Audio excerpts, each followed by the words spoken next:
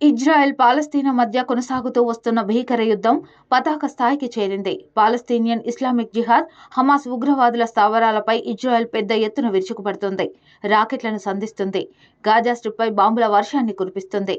తాజాగా గాజాలోని అల్ అహ్లీ అల్ అరబ్బీ ఆసుపత్రిపై దాడి సంభవించింది. ఈ ఘటనలో 500 మందికి పైగా దుర్మరణం పాలయ్యారు. గాజా ఉత్తర ప్రాంతంలోని అల్ ఉమ్లిన్ మార్గంలో ఉంటుంది ఆసుపత్రి. మొత్తం గాజా స్ట్రిప్లోనే అతిపెద్ద ఆసుపత్రిగా చెబుతుంటారు. ఈ యుద్ధంలో గాయపడిన వారిలో చాలా మంది ఇదే ఆసుపత్రిలో చికిత్స పొందుతున్నారు. అర్ధరాత్రి దాటిన తర్వాత ఆసుపత్రిపై ఎయిర్ స్ట్రైక్స్ చేసింది ఇజ్రాయెల్. దీనిపై బాంబులను జారవిడిచింది. ఈ దాడిలో భారీ శబ్దం చేస్తూ పేలిపోయింది ఆసుపత్రి. కుప్పకూలిపోయింది. పేలుడు దాటికి మంటలు అంటుకున్నాయి. ఉవ్వెత్తున చెలరేగాయి. పేలుడు శబ్దం కిలోమీటర్ దూరం వరకు వినిపించిందంటే దీని తీవ్రత ఏ స్థాయిలో ఉందో అర్థం చేసుకోవచ్చు.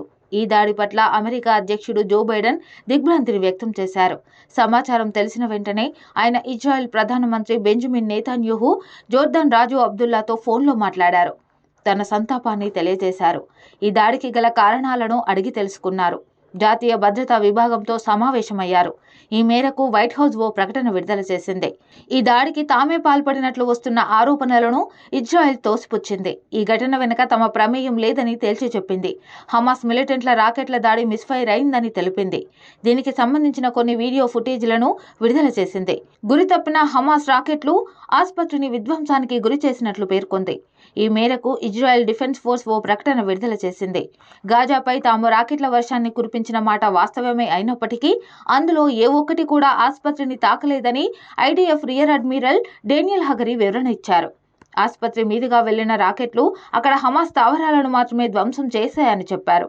ఈ దాడి పట్ల ఇజ్రాయెల్ ప్రధానమంత్రి బెంజమిన్ నెతన్యాహు దిగ్భ్రాంతిని వ్యక్తం చేశారు. ఈ ఘాతకానికి హమాస్ మిలిటెంట్లే బాధ్యత వహించాల్సి ఉంటుందని అన్నారు. హమాస్ మిలిటెంట్లు గతంలోనూ అత్యంత అమానవీయంగా ప్రవర్తించిన సందర్భాలు ఉన్నాయని గుర్తు చేశారు. ఇజ్రాయేలియన్లు ఊచకోతకు పాల్పడిన అనుభవం వారికి ఉందనే విషయం ప్రపంచం మొత్తానికి తెలుసని అన్నారు. ఇజ్రాయేలియన్లను క్రూరంగా హతమార్చిన హమాస్ మిలిటెంట్లకు తమ సొంత వారిని కూడా చంపగలరని నెతన్యాహు విమర్శించారు. ఇజ్రాయెల్ అధ్యక్షుడు ఇసాక్ హెర్జోగ్ ఈ ఘటనను హమాస్ రక్తదాహానికి నిదర్శనంగా అభివర్ణించారు. ఈ ఘటనకు వారిని బాధ్యులను చేయడం సరికాదని అన్నారు.